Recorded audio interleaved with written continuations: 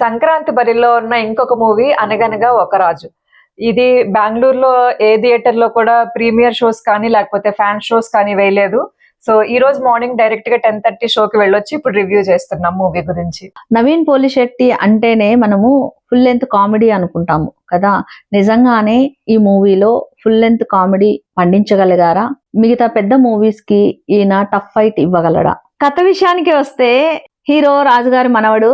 రాజుగారు ఎలా అంటే ఆయన పేరు తప్పితే ఆస్తి ఏమీ మిగల్చలేదు. సో ఈయన ఎలా ఉంటదంటే జులాయిగా తిరుగుతూ రాజు అంటే నలుగురితో సేవలు చేయించుకోవాలి, ఎట్లా ఎవరో ఒకరిని పెళ్లి చేసుకోవాలి, రిచ్గా ఉండే అమ్మాయిని అనే తాటతో పగటి కలలు కంటూ ఉంటాడనమాట. ఇలాంటి ఒక వ్యక్తి ఎలా నలుగురికి సేవ చేసే స్టేజ్ కి ఎలా వెళ్ళాడు, ఎలా హీరోయిన్ ని పెళ్లి చేసుకున్నారు అనేది ఈ సినిమా కథ. ఇప్పుడు మనం ఈ మూవీలో పాజిటివ్స్ ఏంటి అంటే మీ హైలైట్స్ ఏంటి, డ్రాబ్యాక్స్ ఏంటి అనేటివి చూద్దాం. సో ఫస్ట్ పాజిటివ్ వచ్చేసి హీరో అండి నవీన్ పోలిశెట్టి. మనకు అతన్ని తలుచుకోగానే గుర్తొచ్చేది జాతిరత్నాలు. సో ఇందులో కూడా కామెడీ టైమింగ్ అలాగే సూపర్బ్ గా పండింది. వన్ మ్యాన్ షో అని చెప్పొచ్చు. Complete movie top to end అతను ఉండి నిజంగా న్యాయం చేశాడు సినిమాకి.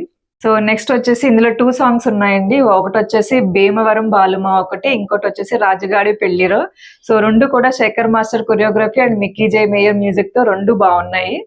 ఓవరాల్ గా చూడడానికి అయితే చాలా అంటే మంచి కొరియోగ్రఫీ అయితే చాలా హైలైట్ గా ఉంది. ఈ రాజుగారి పెళ్లిలో ఈ సాంగ్ వచ్చేసి ఫ్యామిలీ మొత్తం అంతా కూడా దీనికి డాన్స్ చేస్తారనమాట. చాలా బాగుంది ఈ సాంగ్. ఇంకొకటి ఐటమ్ సాంగ్ ఉంది కానీ అది అంతగా ఎక్కదు, కానీ బానే ఉంది. అంటే కొరియోగ్రఫీ అందు బానే ఉంది, కానీ మనకు మరీ క్యాచీ వర్డ్స్ అట్లా ఉండేటట్లు ఏం అంత లేదు. కాకపోతే బానే ఉంది, సాంగ్ చూడడానికి బానే ఉంది. ఇంకా మిగతా క్యారెక్టర్స్ విషయానికి వస్తే చమ్మక్ చంద్రకి మంచి రోల్ వచ్చింది అని చెప్పాలి.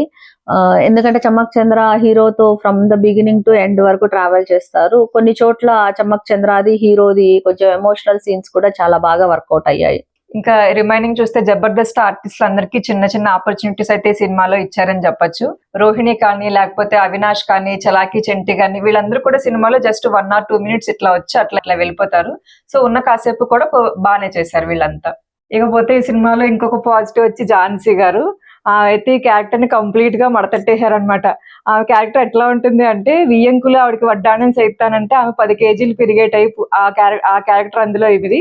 ఆమె ఉన్నంత వరకు కూడా కంప్లీట్ గా న్యాయం చేశారు సినిమాకి, బాగున్నారు. ఈ క్యారెక్టర్ ని మనము వెంకటేష్ మూవీ తులసి మూవీ ఉంది కదా, సేమ్ అదే వేలో మేము రిచ్ కదండి అంటారు చూడండి, ఆ టైప్ లో ఉంటది అనమాట ఈ క్యారెక్టర్. ఒక రకంగా చెప్పాలంటే ఈ character one of the key character. ఆమెకి ఛాలెంజ్ చేసే హీరో ఎలాగైతే గొప్పింటి అమ్మాయిని పడేయాలా అని వెతకలాట అక్కడి నుంచి ప్రారంభిస్తాడనమాట. దీంట్లో ఇంకా బుల్రాజ్ క్యారెక్టర్ బాగుంటది. బుల్రాజ్ అసలు అదేమంటారు చూడండి, కొంచెం మెచ్యూర్డ్ క్యారెక్టర్ కైండ్ ఆఫ్ లో కనిపిస్తాడు, కానీ ఓవరాల్ గా బాగా నవ్విపిస్తాడు. మంచిగా ఉంది, బుల్రాజ్ కి మంచి క్యారెక్టర్ ఇచ్చారు. ఈ సంక్రాంతి బరిలో వచ్చిన 3-4 సినిమాలు 2 సినిమాల్లో ఈ బుల్రాజ్ ఉన్నాడు. రాని చాలా మంది బుల్రాజ్ ఫ్యాన్స్ అయిపోతారేమో అనేటట్టుంది. నెక్స్ట్ ఇంకా ఇందులో ఫరియా అబ్దుల్లా చిట్టి ఉంటుంది కదా, ఆ చిట్టి కూడా ఉంది. నెక్స్ట్ రావు రమేష్ గారు కూడా ఉన్నారు. ఆయన ఎవరంటే హీరోయిన్ ఫాదరు. సో వీళ్ళకి ఎక్కువ స్కోప్ లేదు చేయడానికి సినిమాలో, కానీ బట్ ఉన్నంత వరకు కూడా వాళ్ళ క్యారెక్టర్ వరకు వాళ్ళు బాగా చేశారు. నెక్స్ట్ నెగిటివ్స్ కి వస్తే ఫస్ట్ ఆఫ్ ఆల్ నాకెందుకో హీరోయిన్ అనిపిస్తుందండి. ఇప్పుడు ఇది అంతా కూడా ఏంటి అంటే ఒక విలేజ్ ఓరియంటెడ్ నెక్స్ట్ ఈ టైప్ ఆఫ్ సినిమా కదా. సో ఇందులో ఎట్లా ఉందంటే హీరోయిన్ ఇంకొద్దిగా ఎమోషనల్ గా ఇన్వాల్వ్ అయ్యి ఆ ఎక్స్ప్రెషన్స్ అన్ని బాగా పెట్టి క్యారెక్టర్ లోకి ఇన్వాల్వ్ అయితే ఇంకా బాగా పండేదేమో సినిమా అనిపించింది. హీరోయిన్ ఇంకొద్దిగా పర్ఫార్మెన్స్ ఇంప్రూవ్ అవ్వాలి. ఎస్పెషల్లీ ఎమోషన్స్ దగ్గర అక్కడ కొంచెం ఫ్లాట్ గా అనిపిస్తుంది తను. మామూలుగా గ్లామరస్ వాటి దగ్గర బానే ఉంది, కానీ కొంచెం ఎమోషన్స్ ఇలా ఉండే చోట ఫ్లాట్ గా ఉన్నారు. నెక్స్ట్ క్యారెక్టర్ ఆర్టిస్ట్ ప్రియా ఉంటారు కదండి, ఆమె కూడా ఉన్నారు ఈ సినిమాలో. ఈ నవీన్ పోలిశెట్టి వాళ్ళ అక్క ఎవరో ఆమెను ఎందుకు తీసుకున్నారో తెలియదు. 1 or 2 minutes ఉన్నారు అంతే.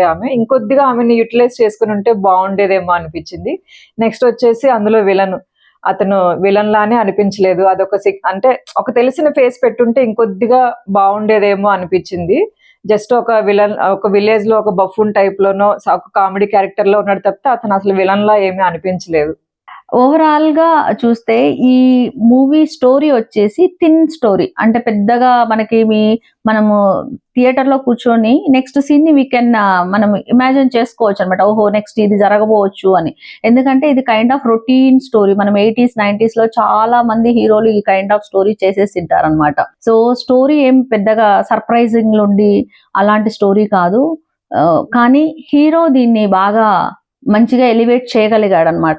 స్టోరీ పెద్దగా లేకపోయినా కూడా నవీన్ పోలిశెట్టి తన భుజస్కంధాలపైన సినిమానంతా ఎండ్ వరకు మనకి ఎంటర్టైనింగ్ గా అయితే సినిమానైతే నడిపించాడు. సో ఓవరాల్ గా ఫ్యామిలీ కంపల్సరీ వెళ్ళారనుకోండి, కంపల్సరీ ఎండ్ టు ఎండ్ మంచిగా ఎంటర్టైన్ అయ్యి రావచ్చు. ఈ మధ్య నేను గమనించిన ఈ సంక్రాంతి బరిలో ఉన్న మూవీస్ గమనిస్తే ఈ మధ్య చెప్పాలంటే చాలా మూవీస్ ఎలా ఉన్నాయంటే ఫ్యామిలీ కంపల్సరీ చిన్నపిల్లలతో సహా కూర్చొని చూడొచ్చు అనేటట్లే ఉన్నాయన్నమాట. అనవసరంగా వేరే వేరే సీన్స్ అట్లంతా పెట్టకుండా ప్రాపర్ గానే తీస్తున్నారు.